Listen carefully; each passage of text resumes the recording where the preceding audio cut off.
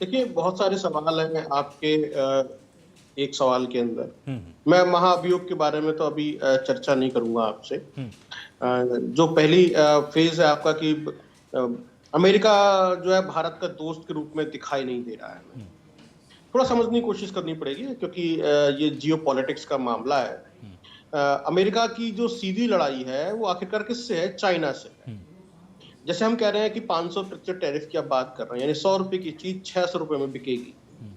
जब कोई विदेशी चीज महंगी हो जाती है तो बाजार से आउट हो जाती है। और पूरी दुनिया के अंदर जो है सबसे सस्ती चीजें चाइना बनाता है। अगर हम भारत के अंदर भी बात करते हैं तो लोकल मैन्युफैक्चरर कहते हैं कि साहब चाइना की चीजें सस्ती आती हैं और भारत की चीजें महंगी पड़ रही हैं, इसलिए खरीदार जो है चाइना की चीजें खरीदता है।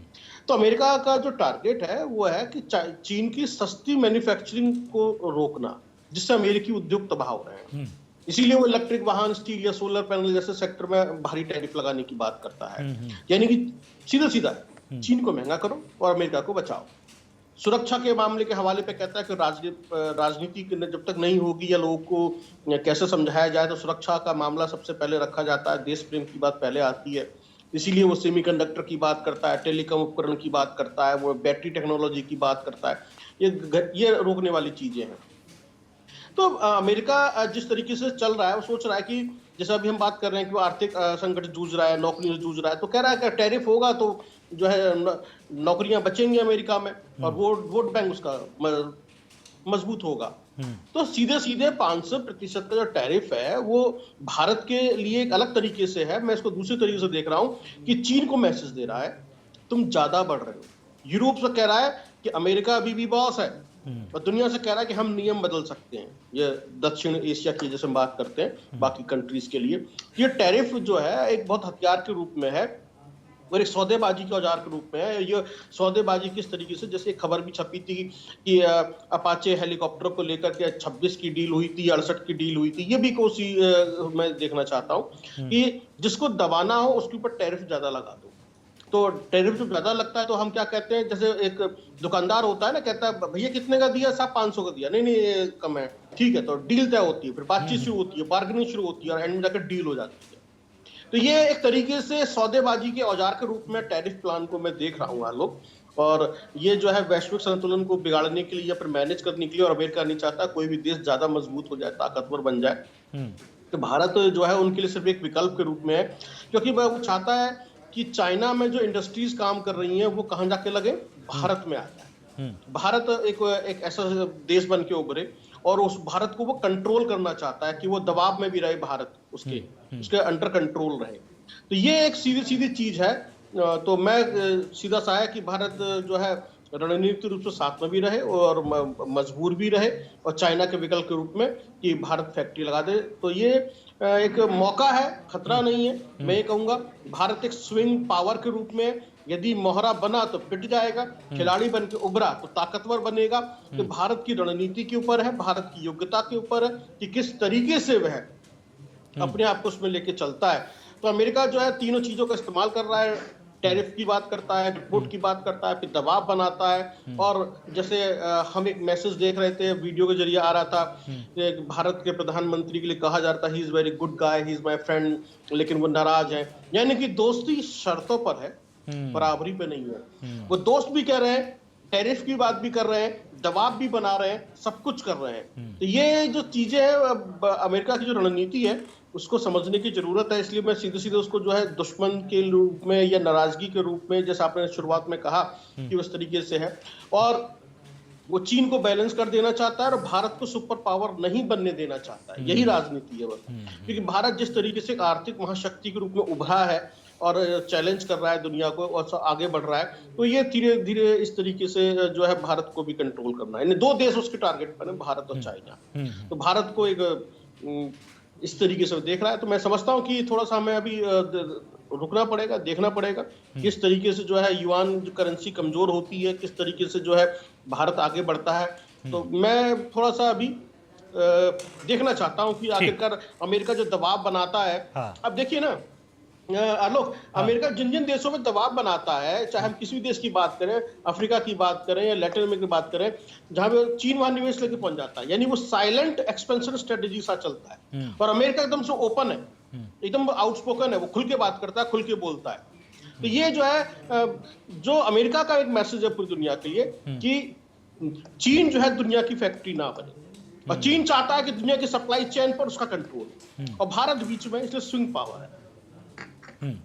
बिल्कुल संदीप जी, जिस तरह से अब तमाम चीज़ें तो देखिए स्पष्ट है, लेकिन जिस तरह से वर्ल्ड ऑर्डर की भी अगर बात होगी तो क्या वास्तव में दुनिया के मानचित्र में अमेरिका ये चाहता है कि पूरब से लेकर पश्चिम तक, उत्तर से लेकर दक्षिण तक अमेरिका का ही प्रभाव नजर में आए, अर्थव्यवस्था भी उसके कंट्रोल में रहे, वहाँ के भू राजनीतिक जो गतिविधियाँ हैं वो भी उसके कंट्रोल में रहे, राजनयिक जो भी प्रभाव वहाँ पर देखे जाएं या जो भी निर्णय लिए जाएं वो भी अमेरिका उसमें केंद्र बना रहे? इनके चलते अमेरिका इस तरह के प्रयास कर रहा है, या अब ट्रंप के पास ऐसा कोई विकल्प शेष नहीं बचा है जिससे कि वो अपनी जनता को बता पाए कि जो बार बार वो नारा दे रहे थे चुनाव के समय में कि चलिए एक बार अमेरिका को फिर से महान बनाते हैं, वो फेल होता हुआ नजर आ रहा है और इसके चलते हड़बड़ाहट में कुछ भी कर रहे हैं? देखिए आलोक जी, ट्रंप का जो मोटो है, ये अमेरिका का जो मकसद है वो है पूरी दुनिया को अमेरिका हाकेगा, अमेरिका के हिसाब से दुनिया चलेगी। रूस का जो जहाज है उसको उन्होंने पकड़ लिया है, उसके पहले मादुरो निकोलस को वो उठा करके ले गए हैं, और हम केवल वेनेजुएला की तो हम बात करते हैं। आप ये देखिए, लीबिया में तेल निकलता है, आपके वेनेजुएला में तेल निकलता है, इराक में तेल निकलता है, सऊदी उसमें आपके सीरिया में तेल निकलता है, यह कह लीजिए गल्फ के जितने भी मुस्लिम कंट्री हैं ज्यादातर में तेल निकलता है। और वो सारे कंट्री, एक ईरान को छोड़कर, बल्कि ईरान भी कहीं ना कहीं अब उसके कब्जे में है एक तरीके, जब चाहे वो हमले कर देता है, जब चाहे वहां आग लगा देता है। तो दुनिया के लगभग 99% ऑयल पर, पेट्रोलियम पदार्थों पर अब अमेरिका का कब्जा कहीं डायरेक्ट कहीं इनडायरेक्ट रूप में हो चुका है। अब वो पूरे तरीके से चीजों को अपने हिसाब से हाँकना चाहता है। वेनेजुएला में जो बात वो आ रही है सामने निकलकर मादक पदार्थों की, उसकी वो नहीं है। असली बात यह है कि वो चीन को ऑयल दे रहा था, और अमेरिका नहीं चाहता कि वेनेजुएला किसी और को ऑयल दे, बल्कि अमेरिका ये मानकर बैठा है कि ये जो ऑयल है, जो पेट्रोलियम है, इस पर हमारा अधिकार है, इसको हम बेचेंगे। और आपने ट्रंप की एक स्टेटमेंट भी सुनी होगी, उसने अमेरिकियों से कहा है कि ये जो खर्च हुआ है ये मैं देश की आबादी पर नहीं पड़ने दूंगा, आपका जो टैक्स का पैसा है वो नहीं लगेगा, ये सब वेनेजुएला के ऑयल से पूर्ति की जाएगी। तो इन चीजों से आप समझ सकते हैं कि अमेरिका पूरी दुनिया को हाँकना चाहता है। रही बात हिंदुस्तान की, ये आया है कि 500% टैरिफ लगेगा, तो 500% टैरिफ लगाने की बात या चीन के साथ में जोड़ दिया या ब्राजील के। देखिए, ब्राजील से और चीन से हमें कुछ लेना देना नहीं है, हमें अपने आप से लेना देना है, क्योंकि हमारी भूख हमें ही मिटानी है, हमारी प्रॉब्लम हमें ही निपटानी है। इसके पीछे कहीं ना कहीं एक बहुत बड़ी चूक कब हुई होगी? बहुत बड़ी चूक ऐसे हुई, जो राजनीति होती है ना, वो ताश के पत्तों की तरह, जब तक वो खुले नहीं राज बना रहता है कि आपके पास पता नहीं क्या होगा। और हमने वो ताश के पत्ते ऐसे खोल दिए जब हम अमेरिका में जाकर ट्रंप सरकार के नारे लगाने लगे। हमने वो पत्ते जब खोल दिए जब हमने हिंदुस्तान में ट्रंप को बुला करके ये दिखा दिया कि अगर ट्रंप हमारे साथ है तो ही हम सुरक्षित हैं। तो ट्रंप को हमारी कमजोरियों का पता चल चुका है, इसीलिए ट्रंप आज हमें घास नहीं डाल रहा है, बल्कि हमें एक बहुत लोअर कंट्री की तरह ट्रीट कर रहा है। जिस तरीके से वो प्रेस के सामने आके कुछ भी बोल देता है, एक देश के प्रधानमंत्री की गरिमा को गरिमा नहीं समझता, एक देश की गरिमा को गरिमा नहीं समझता। ठीक है, हम अपनी चीजों को बचाव करने के लिए कई बार हम लोग दरबारी भी हमें बनना पड़ता है। दरबारी बनने में और देशभक्त होने में फर्क है। देशभक्त हमेशा सच बोलेगा, देश के साथ खड़ा रहेगा, लेकिन मैं दरबारी तब बन जाता हूं जब मैं झूठ अपने नेताओं के लिए बोलने लगता हूं या उनके बचाव में बोलने लगता हूं। देखिए, हमें खुल के बैटिंग करनी पड़ेगी, कहीं ना कहीं एक डायरेक्ट मैसेज देने की जरूरत है। और हमें रूस के साथ आज मौका है, अगर हम अच्छे से रूस के साथ खड़े हो गए, जिस तरीके से उत्तर कोरिया रूस के साथ खड़ा है, तो शायद हमें कोई बड़ा बेनिफिट मिल सकता है। अदरवाइज जो अमेरिका है, अमेरिका ने हमारे चारों तरफ ऐसी फील्डिंग लगा रखी है। और इससे भी बड़ा खतरा पता किससे है आलोक जी? इधर चाइना को यह मैसेज चला गया है कि अमेरिका और भारत के संबंध अच्छे नहीं है। जो पाकिस्तान के साथ युद्ध विराम था उसमें भी अमेरिका का रोल था। तो अमेरिका तो हमें चारों तरफ से वैसे भी घेर सकता है। और जो चाइना है, चाइना कितना बड़ा राक्षस की तरह हमारे ऊपर नजरें गड़ाए रहता है, हमारे बॉर्डर पर नजरें गड़ाए रहता है। इन सब के लिए हमें ठंडे दिमाग से सोचना होगा, सही स्ट्रेटेजी पे काम करनी पड़ेगी। नहीं तो वही काम हो जाएगा कि आसमान से गिरे खजूर पर अटके।